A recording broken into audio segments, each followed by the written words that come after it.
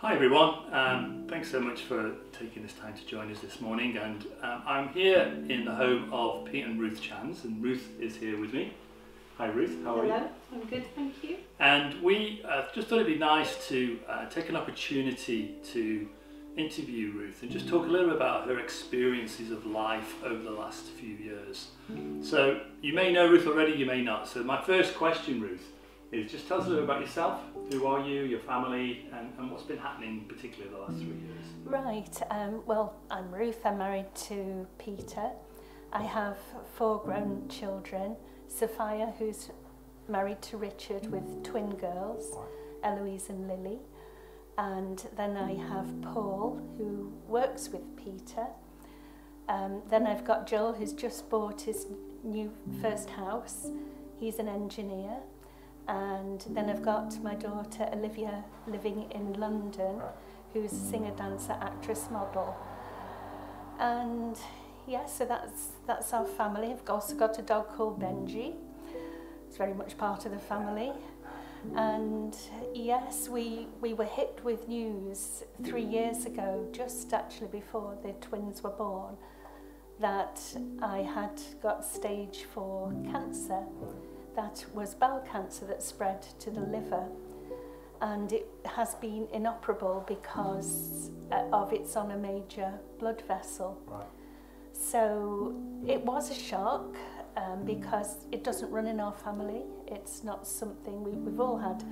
My mum, dad and myself have had brain surgery, all life-threatening at the time, got through that. So where this came from, it was out of the blue. Yeah. And hard as well, because I couldn't tell my daughter who just had twins. Okay. And I didn't want to tell her over the phone. I didn't want her to miss the joy of having 2 babies, first babies. So it was quite a while before she got to know what was happening. Yes, I was put on treatment at Clatterbridge very, very quickly after that. And within the first 3 months, it had actually shrunk by 75%. Right. So things were looking good as far as managing it. And of course, then we had COVID and it all stopped and it started growing back again. Right. So, yes, so it's... So in the midst of all that, Ruth, obviously you're a person of faith. Yes. And when we get news like that and faith and questions, what went through your mind? How did you begin to think about and process that moment? The thought that came to me was that it's no surprise to God. I knew he hadn't sent it, and I knew he would be with me through it, however that may look.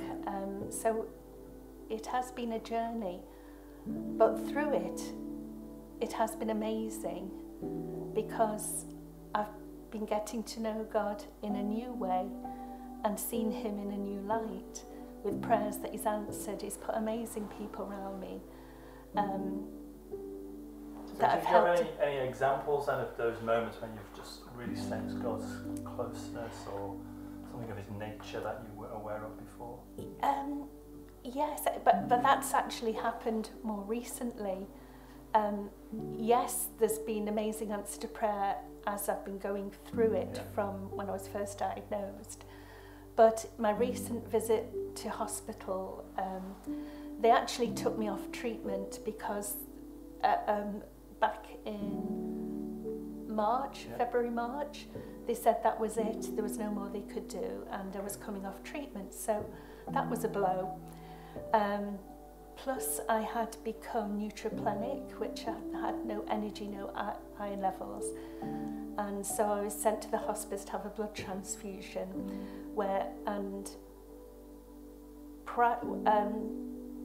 I did lose my sight almost to the point where I couldn't see my features in the mirror. Wow. I couldn't read, I couldn't knit, I couldn't do anything. It was very, very scary.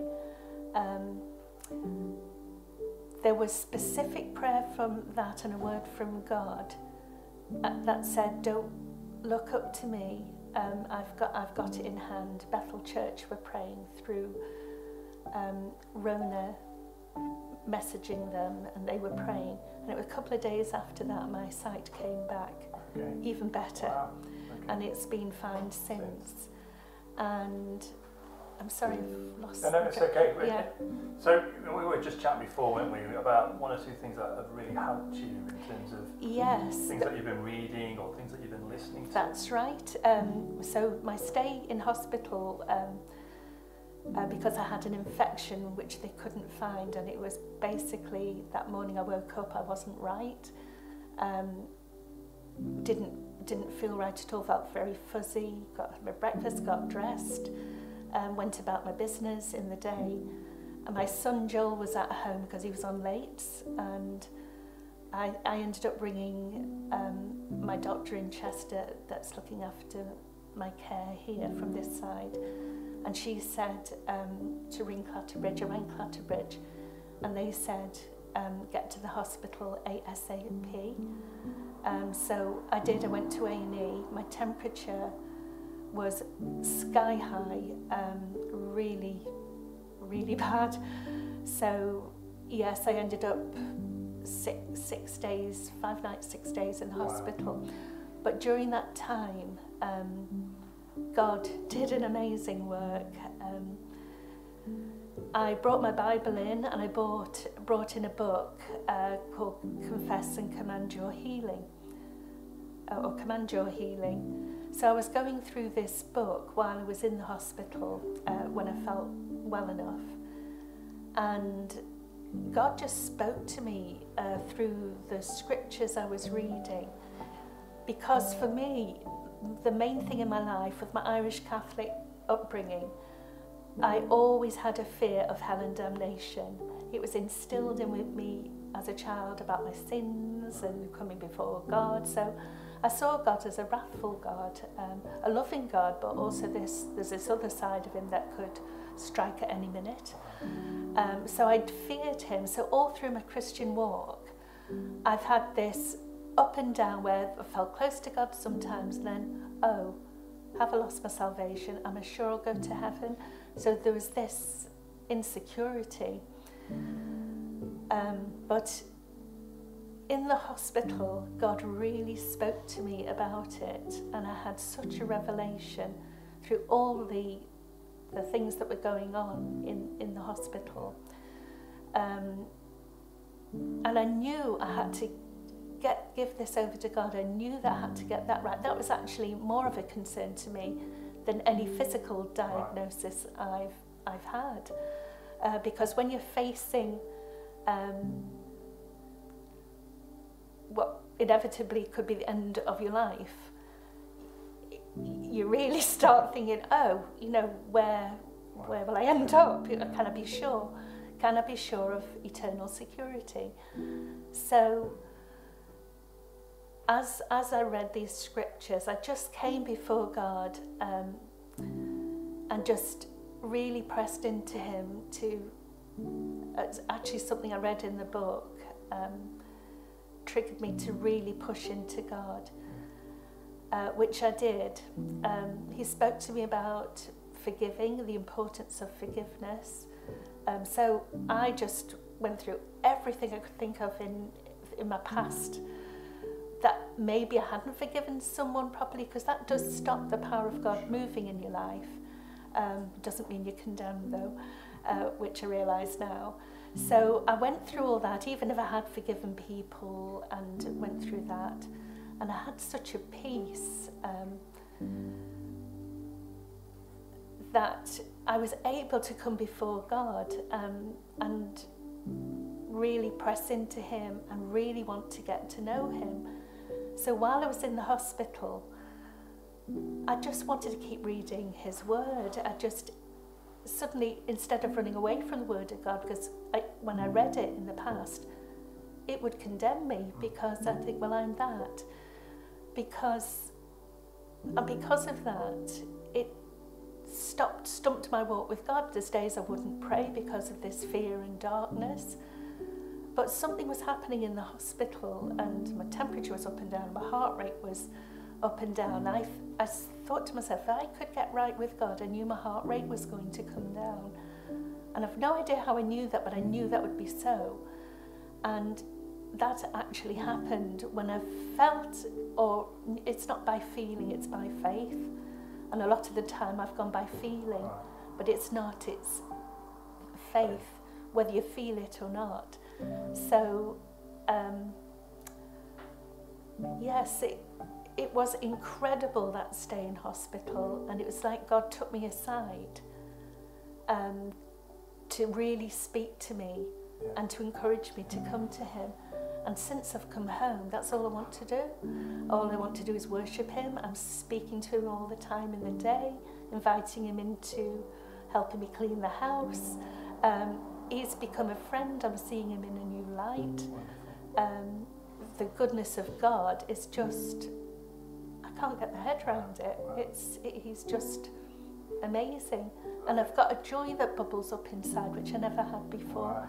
Even on the dark days. Yeah. So I guess, gosh, Ruth, the journey that you've been on has obviously been an up and down journey, hasn't it? It has. But in the midst of it, you've had these moments, haven't you, that you were talking about that when you just shared. Yes. But you would also talk a little bit about the importance of worship. Oh, gosh. How you've used that to sustain you. There's times when you're very, very low, or very, very tired. But I found that playing worship does uplift you. But it's not only that worship, it's in your heart. Being thankful. Every day there's blessing. Every day where there is conflict, which we all have, life throws curveballs at us out of the blue. But there's always blessing every day. I thank God that I've seen my twin granddaughters grow up. I shouldn't have seen them. I'd literally had a couple of months to live. Wow. I've had the privilege of praying into their lives. Yes, it's that worship in your heart where you're thankful to him. I can't thank him enough. So I thought with being thankful and giving him your worship, whether that's going about your business, walking in the fresh air, be thankful for the nature around and giving glory to God that he created that, but being worshipful in your heart all the time, because he's so worthy. Yeah. Oh, thank you.